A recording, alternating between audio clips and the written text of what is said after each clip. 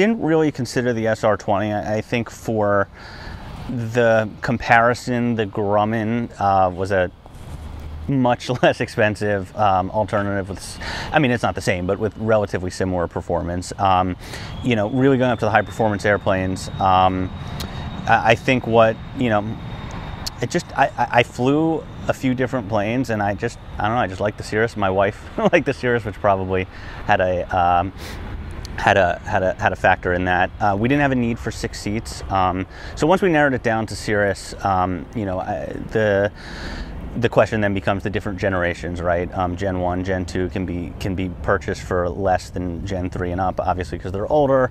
The earlier generations use the Avidyne avionics suite, which is a good, I mean, it's a very good suite of avionics, but for the purposes of what I was interested in, I decided that the G1000, or Cirrus calls it Garmin Perspective, which is essentially the same thing, was the right avionics suite for me.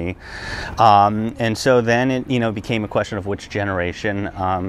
This Gen 3 it's a 2012, so it's the first year that they have the 5th seat in the back, if you can call it that. It has a 60/40 fold down for cargo purposes, just like you would have in a car. It does have the 5th seat. The 5th seat is for a kid who's small, but it's just nice to have that option. We fit a car seat back there for my daughter perfectly, and you can fit another adult back there, and that's comfortable. 5 would definitely be a squeeze.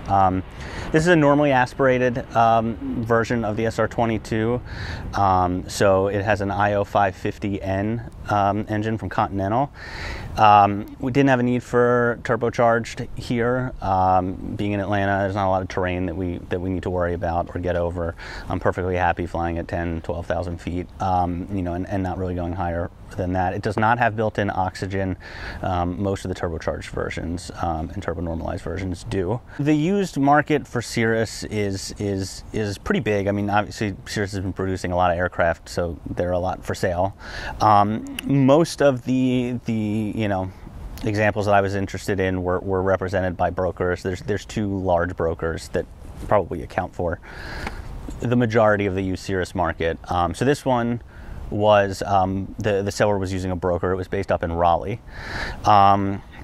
Made an offer, we negotiated a bit and landed on a price, and the process from there was pretty simple. I had it flown here to Atlanta, to McCollum, for a pre-buy inspection.